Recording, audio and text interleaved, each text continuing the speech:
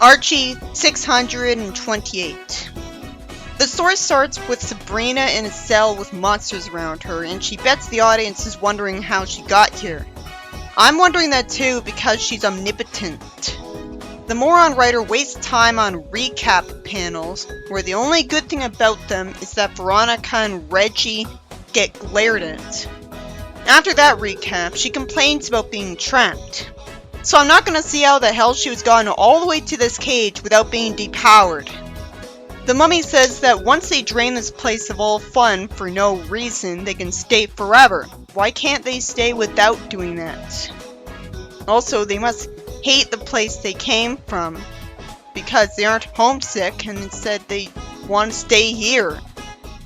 We have fallen so far from the Gravestone Heights days where monster people were portrayed as just like normal people, which actually felt realistic, because how could most people in every monster species be this evil in a world where they exist? The vampire is annoying again with his dumb dialogue. The werewolf agrees with me that this is boring. And the Frankenstein tells his so-called friends to shut up and stick to their plan. At least it's trying to give each monster a separate one-dimensional personality, but whatever. He wants to get as many of these kids together as possible for no reason. He says that they weren't the only ones who came through that portal, and his friends are shocked. How did he know kids came through it when his friends didn't, when he was just as outside of the clubhouse when they left it? It's not like he has huge ears. If anything, you'd only expect the werewolf to have superhuman hearing.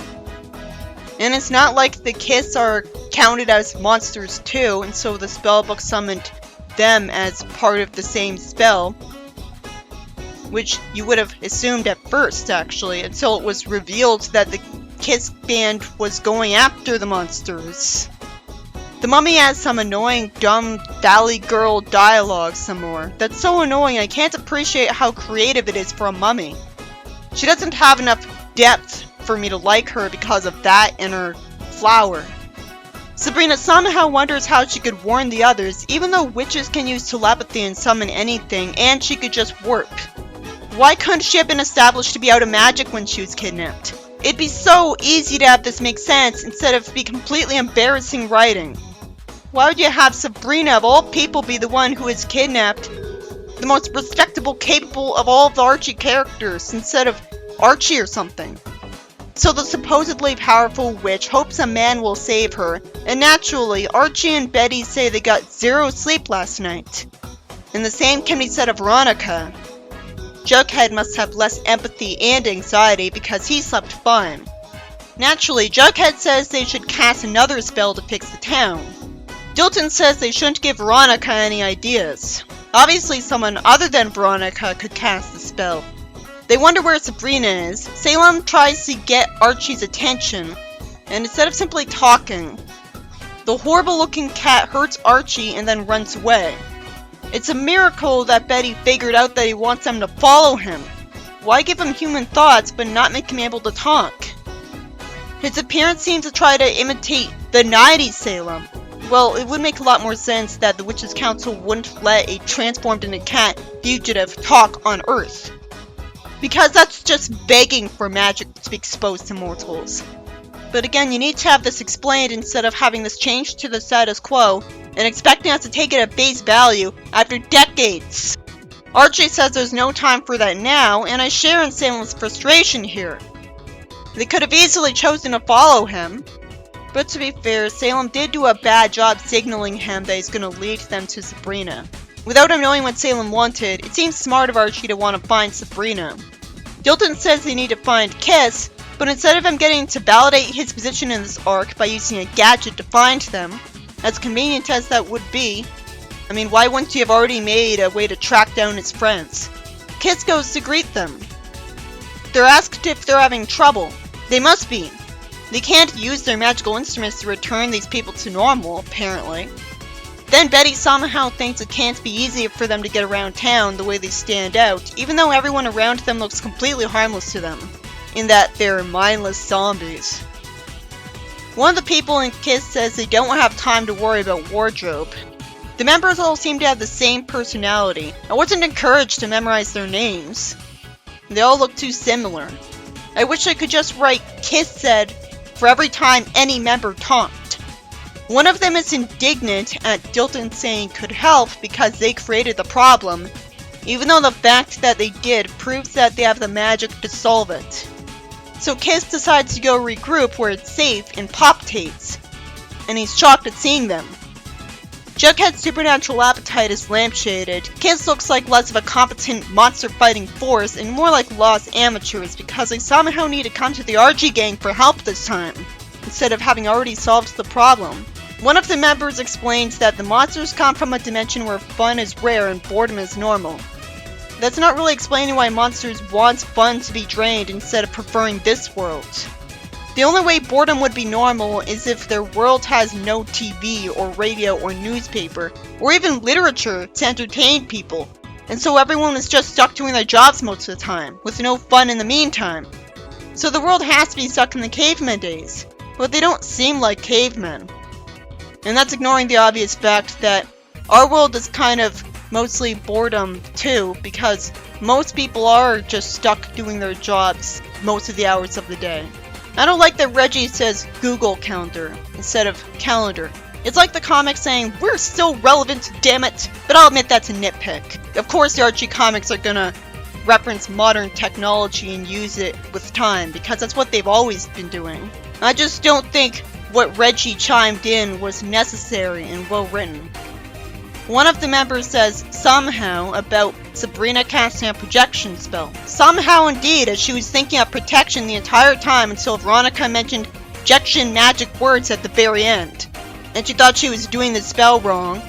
So if you could do the spell wrong by saying completely different magic words to it, how did her saying anything projection spell related at the very end of the spell cause a projection spell instead of nothing happening at all?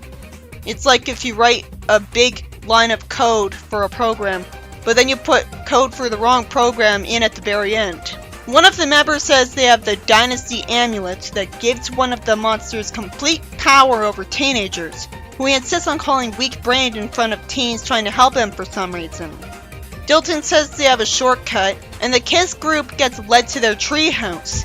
Then when they see some humans making weird, menacing gestures in their clubhouse, it turns out they mean them no harm, and just want Kiss's autograph. Why did they go to the clubhouse? They didn't know Kiss was there before and was heading there. And then they just leave instead of agreeing to help, so what was the point of that? What is this story arc? Dilton gets condescended to unprovoked, though to be fair, if he was really an awesome inventor, he could have gotten himself interdimensional fans, going to other dimensions, so maybe he should get out more. Then Veronica says they have more pressing issues to take care of, and to leave the fashionista work to her, and we cut to the members of Kiss wearing supposedly normal clothes, but they still have the hair and makeup. So what was the point of them wasting that time? They go with Archie to his gym and decide to power up, and they start flying above a few of the monsters, and one of them sends magic out of his hands. Another has magic from his hands as well, but he's merely running after the vampire who could just bite someone. I don't know why they have magical powers, because they clearly can't be witches, or they would have fixed this whole conflict already. Why should I find the combat satisfying if I don't see the impact against the Frankenstein I hate? The mummy with annoying forced dialogue ties someone up with bandages, being the only monster using the fact that she's a monster of a specific species. The vampire is distracted by Veronica's looks at a time like this, and she doesn't take advantage of this moment of weakness by punching him. Then another member of Kiss tells one of the monsters to feel the whiplash, and he says oof, but it doesn't look like anything satisfyingly painful is happening to him. Betty somehow asks what she can do to help. A member of Kiss tells Archie and his friends that Sabrina will know how to stop this. First off, they should have already figured that. But second, with how stupid Sabrina is, I don't take her that seriously as a competent witch. Meanwhile, Sabrina complains that she's tried every spell and can't escape the cage. Thank goodness it was explained that the cage is enchanted. Now I wish it was explained how they have an anti-magic cage. The monsters have the necessary magic to make this, but they didn't already completely win? They can't be more capable than Sabrina, or they'd have frozen all of their enemies in time and robbed them of fun. Then Sabrina gets greeted by Salem talking out loud, so why did he think he couldn't talk in front of her friends if he should have known Sabrina told them about witchcraft already. I guess he thinks that the Witches' Council would punish him for talking around mortals for any reason, because they have spyware in his magic battery specifically to detect that.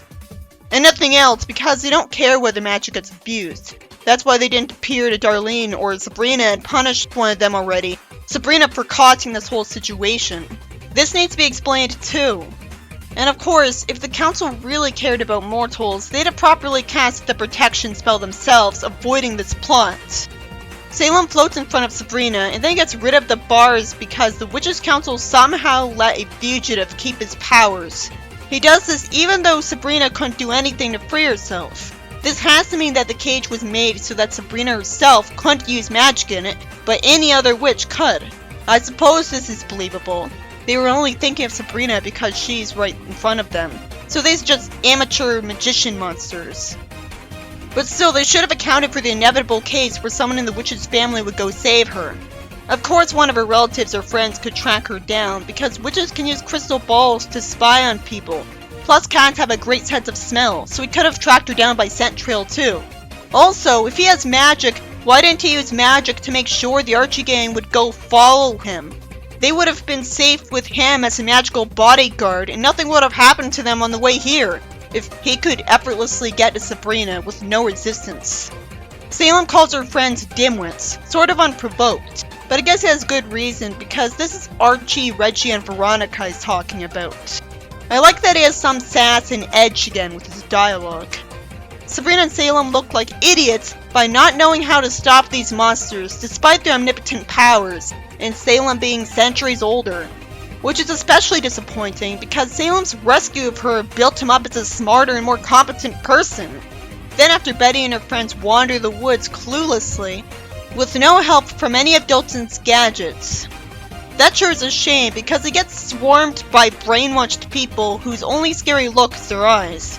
Thankfully, because I don't want the look of zombies to make this even worse. Dalton could have made this awesome if he had any sort of crowd control stun guns or a force field generator. But I understand that he'd have had no reason to make those devices in his mundane life. It's a shame he didn't make a shrink ray and use that on them. Instead, what could have been one of the most awesome characters in Archie is a normal guy who wishes that someone else had any tricks up their sleeve. Why is Dalton in this arc? You'd think they'd at least punch. All of these guys know how to do that. I've seen plenty of old Archie comics where each of these characters punched someone, usually one of their friends after misbehaving. I understand them feeling like punching just one person ahead of them won't matter if they get rushed by the people to the sides of their opponents all at once. But come on, they can at least try to fight back like the people I know, if even Betty's fine with hurting Archie. Then the story ends with a silly fan art style page where Archie has no eyeballs because he was made one of the victims all of a sudden. It feels like a bit of a cheat in drama because I didn't see how this happens to him. This issue by Alex Segura was mostly about Archie and his friends wandering around aimlessly trying to find Sabrina. Getting kissed to the gym to fight monsters at one point, and you'd think they would have won. And eventually Salem frees Sabrina from the cage. And we're supposed to assume that it was only enchanted against her magic so that it makes sense. Or it's only enchanted against the person in the cage, not necessarily Sabrina. As usual, I'm supposed to just assume the rules that were just introduced. This issue wasn't nearly as terrible as the last one. Ironically, because it mostly focuses on mortal characters. Even if they are doing nothing much that's interesting. And the one person that I thought had omnipotence the whole story at the time was trapped in a cage, powerless.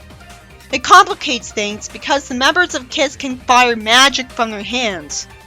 So I'm wondering what exact range of abilities they have and why the arc will last more than 2 issues when you'd think they'd beam to death every monster in the gym. I'm glad they weren't explained to actually be witches, because then there'd be no excuse for them not getting rid of all of the monsters already by warping them to them. Too bad there's no other proper category of magician to put them in. I can't call them leprechauns, because in the 90s comic, they were actually more powerful than witches with the same powers. I guess they're mortals who conveniently got magical instruments that also gave them the power to fire magic from their hands, irresponsibly.